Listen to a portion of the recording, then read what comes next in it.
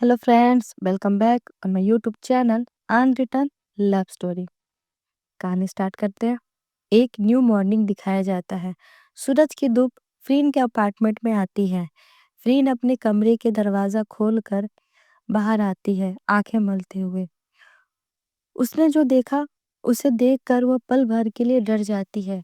उसे लगता है कि क्या ये उसी का कमरा है, क्या ये उसी का घर है या वो दूसरे के घर में आ गई है। कल रात जो कमरा एक रंगों और कैनवस का ढेर जैसा लगता था, वह अब व्यवस्थित है। ब्रश अलमारी में सजे हुए हैं, पेन के ट्यूब एक ट्रे में रखे गए हैं। खाली कप और प्लेट सिंक में नहीं बल्कि रैंक पे सूख रही थी। सोफे पर बिखरे कपड़े गायब है, सब कुछ साफ था। फ्रीन के मन में पल भर के लिए एक अजीब सी गर्माहट दौड़ी। क्या बेकी ने ये सब किया है? पर क्यों? लेकिन फिर उसे बेकी की वो फर्स्ट मीटिंग याद आती है और उसे फिर से गुस्सा आने लगता है। उसकी नज़र सोफे पर बैठे बेकी पे गई, जो अपने फोन पर कुछ पढ़ रही थी, पैरों पर एक लैपटॉप रखे हुए। प्रीन झूठ मूठ का गुस्सा करते हुए बेकी की तरफ देखती है और बोलती है, तुम्हारी हिम्मत कैसे हुई? तुमने तुमने मेरी चीजों को हाथ क्यों लगाया? कौन कहता है? किसने कहा था तुम्हें ये सब छूने को? मुझे मेरा घर ऐसे ही ठीक लगता है। बेकी ने धीरे धीरे अपना सर घुमाया, कोई जवाब नहीं दिया, बस देखती रही, जैसे किसी शोर करते बच्चे को देख रही हो। फ्रीड खुद से ही बुदबुदा रही थी, जैसे वो खुद से ही लड़ रही हो। ये मेरी प्राइवेसी का उल्लंघन है। मैं अपनी चीजों को ऐसे ही रखना पसंद करती हूँ। तुम्हें क्या लगता है तुम कौन हो? उसकी नजर बेकी के हाथों पर पड़ी। उसकी उंगलियों पर उसकी उंगलियों पर एक पुराने चोट का निशान था। उसने अपनी बकबक बंद कर दी। फिर बोलती है, ये मिस सीरियस ये सब कर रही है क्यों? उसके मन में क्या ख्याल आया? फ्रीन बिना कुछ बोले बाथरूम में चली गई। उसने दरवाजे को पूरी तरीके से बंद नहीं किया था, 1 इंच का अंतर रह गया था। उसने सोचा चलो कोई बात नहीं। अंदर जाके उसने अपना टी शर्ट उतारना शुरू किया। उसके दिमाग में अभी भी उसी साफ कमरे की तस्वीरें थी। तभी उसकी नजर दरवाजे पर पड़ी। वहां बेकी खड़ी थी, जिसने गेट को अच्छे से लॉक किया। सिर्फ 1 सेकंड के लिए शांत, विश्वासी और फिर तुरंत हट गई। फ्रीन ठिठक गई, उसका दिल धक से रह गया। उसने अपनी बाहों को अपने सीने पर कसकर पकड़ लिया। गुस्सा और एक अजीब सी झंझलाहट से भर गई। वह दरवाजा खोलकर बाहर निकली, तौलिए से खुद को ढके हुए। फ्रीन गरजती हुई, कपड़े बदलते वक्त किसी को बाथरूम में नहीं झांका जाता, बेसिक एटिकेट्स नहीं है। बेकी लैपटॉप में काम कर रही थी। उसने फ्रीन को बिना देखे जवाब दिया। उसकी आवाज बर्फ जैसी शांत थी। डोर क्लोज नहीं था। मेरा फोकस सेफ्टी पर थी, ना कि तुम्हें ना कि तुम्हें देखने का। फ्रीन ने दांत पीसते हुए दरवाजा जोर से बंद किया। बेवकूफ, उसने खुद से फुसफुसाया। लेकिन उसका गुस्सा पहले जैसे तीखा नहीं था। कुछ देर बाद फ्रीन कॉलेज के लिए तैयार होकर बाहर आई, एक डेनिम जैकेट स्कर्ट पहने हुए।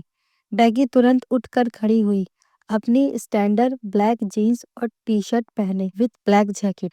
बैगी बोलती है चलो। फ्रीन ये सुनकर रुक जाती है और बोलती है, कहाँ चलो? तुम मेरे साथ नहीं जा सकती हो, खासकर ऐसे ड्रेस में तो बिल्कुल नहीं। बैगी, मैं ऐसे ही कपड़े पहनती हूँ। फ्रीन अपनी आंखें घुमाते हुए बोलती है, तभी तो ये बहुत रिवीलिंग है, बॉडी साफ दिख रही है। मैं नहीं चाहती हूँ कि सबकी नजर मुझ पे हो या मेरे साथ चल रही मेरी बॉडीगार्ड पर। बैकी ने 1 सेकंड के लिए अपनी ड्रेस को देखा और अपने जैकेट की जिप को बंद किया। फिर सीधे फ्रीन की आंखों में देखा। एक हल्की सी चिढ़ाने वाली मुस्कान उसके होठों पर आ गई। बैकी बोलती है, तुम मुझे पसंद तो नहीं करने लगी हो या मेरी बॉडी को? रीन उसे देखते हुए बोलती है, you know what, I have a boyfriend, okay? Baggy बोलती है, okay you have a boyfriend, चलो मिलवाओ। रीन बोलती है, मिलवा दूंगी कभी। बैगी बोलती है, कोई बात नहीं, मिल लेंगे, लेकिन तुम्हारी जानकारी के लिए मेरी भी एक गर्लफ्रेंड है। फ्रीन की आंखें कुछ सेकंड के लिए फ्रीन की आंखें कुछ सेकंड के लिए चढ़ सी गई। एक अजीब सी टीस पहुंची। उसने कोई जवाब नहीं दिया, बस दरवाजे की ओर तेजी से सीधे बढ़ गई। रास्ते में बैकी ने सारा ध्यान आसपास पर रखा। उसे कुछ अजीब सा लग रहा था। उसने कुछ महसूस किया। एक बाइक बहुत देर से उनका पीछा कर रही थी। फ्रीन को कॉलेज छोड़ने के बाद बैकी एक गली में मुड़ गई। वहां दो आदमी थे। बैकी बिना किसी चेतावनी के आगे बढ़ी। उसकी हरकतें तेज और सटीक थी। एक को दरवाजे पर ढकेल दिया, दूसरे की सांसें एक घूंसे में रोक दी। बैकी ने उन दोनों में से एक के कॉलर को पकड़ा, उस आदमी को अपने चेहरे के पास खींचा। बैकी एक खतरनाक फुसफुसाहट के साथ कहती है, अपने बॉस से कहना अगली बार जब मैं तुम्हें देखूंगी तो तुम्हारी हड्डियां तुम्हारे शरीर से अलग कर दूंगी, समझे? वह आदमी डर कर कांपते हुए वहां से भाग निकले। दिन भर के टेंशन के बाद घर लौटने पर फ्रिन बहुत टायर्ड फील कर रही थी। उसके पेट में भी चूहे कूद रहे थे। उसने अपना बैग सोफे पर फेंका। मुझे भूख लगा है, खाना बना दो। बैकी जो विंडो पर पड़ोसियों को ऑब्जर्व कर रही थी, बिना पलटे उसने डेड प्लेन एक्सप्रेशन के साथ देखा और बोलती है, मैं तुम्हारी नौकर नहीं हूँ, खुद बना लो। सच तो ये था कि फ्रीन को बेसिक खाना बनाने आता था, लेकिन उसकी जिद और ईगो आजकल के इंसिडेंट से और भी डर गई थी। बैकी बोलती है, फिर ऑर्डर कर लो। फ्रीन ने बैकी की तरफ देखते हुए कहा, तुम्हें याद नहीं कि मेरा फोन टूट गया है, वो भी तुम्हारी वजह से? तभी फ्रीन ने एक ऐसा मूव किया जो वो अपनी बात मनवाने के लिए अपने पापा के अगेंस्ट किया करती थी।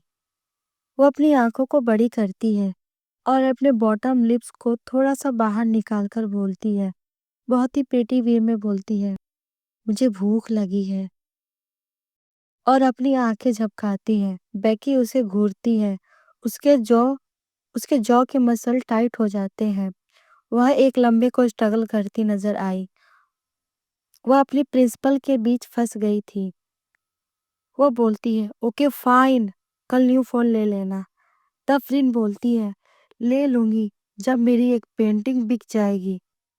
बैकी ने अपनी आईज रोल की और बोलती है, तब तो भूखे मर जाओगी। और ये कहते हुए वो किचन में चली जाती है। फ्रिन को बिल्कुल विश्वास नहीं हुआ। फ्रिन शॉक में रह गई।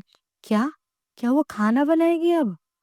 उसने किचन से आने वाली आवाजों को सुना। होप उसके मन में एक फुलिस होप ने जन्म लिया। क्या वो मेरे लिए खाना बना रही है? लगभग 25 मिनट बाद बैकी किचन से बाहर आई। उसके हाथ में एक प्लेट थी, सिंपल लेकिन परफेक्ट। गोल्डन ब्राउन अंडा, बटरीड रोस्ट और एक साइड में कट आम टमाटो। फ्रीन का दिल धड़कने लगा, लेकिन बैकी सीधे उसके पास नहीं आई। वह डाइनिंग टेबल पर जाके बैठ गई और खुद खाना खाने लगी। फ्रीन की होप क्रश हो गई। उसका चेहरे पर सैडनेस साफ दिख रही थी। वो खुद से ही कहती है, ऑफ कोर्स उसने अपने लिए बनाया होगा, मैं कितनी बेवकूफ हूँ। तभी बैकी ने एक बाइट ली और फ्रीन की तरफ देखा। उसके होठ पर पहली बार उसके लिप्स पर एक छोटी सी मुस्कान आई। बैकी कहती है, जाओ ले लो किचन में, बच्चे नहीं हो जो मैं निकाल कर तुम्हें दूं। उसने अपने हैंड से किचन की तरफ जेस्चर किया। फ्रेंड स्लोली समझी। उसने उठकर किचन में देखा। काउंटर पर एक एग्जिस्ट वैसे ही दूसरी प्लेट पड़ी है, वार्म एंड रेडी। और उसके नेक्स्ट टू एक छोटी सी बाउल में वह स्पाइसी ग्रीन चटनी थी जो फ्रीन की फेवरेट थी। वह चटनी जिसका उसने कभी जिक्र भी नहीं किया था। बस बस मॉर्निंग में कॉलेज जाते वक्त उसने कहा था, डेट लुक स्पाइसी। क्रीन की आंखें भर आई। उसने प्लेट उठाया और एक पल के लिए बैकी की तरफ देखा, जो अपनी प्लेट फिनिश कर रही थी। बैकी ने आईज कांटेक्ट नहीं बनाया, बट पर उसके फेस पर अभी भी वही स्माइल थी। फ्रीन डाइनिंग टेबल पर आकर बैठी। दोनों ने खाना खत्म किया। Uncomfortable warm silence. ना जीत थी ना झगड़ा, बस दो लोग, एक छत के नीचे शेयरिंग अ मील। उस दिन दोनों ने डिनर किया। फ्रीन ने अपना प्लेट साफ करके किचन में गई और बैकी के लिए कॉफी बनाकर ले आई। उसने बैकी की तरफ देखा और गुड नाइट बोला। बैकी ने हमेशा की तरह कुछ नहीं बोला, बस उसे देख रही थी। अब हमें रात के 2 बजे का सीन दिखाया जाता है। चारों तरफ अंधेरा होता है। बैकी सोफे पे हल्की नींद में है। अचानक फ्रीन के रूम से एक डरावनी चीख आती है, फिर सॉफ्ट टोन की आवाज। बैकी की आंखें खुल जाती हैं। वह फ्रीन की रूम की तरफ जाती है। अभी भी रोना जारी है। वह उठती है, फ्रीन के दरवाजे पर जाकर रुकती है, हाथ उठा के नॉक करती है।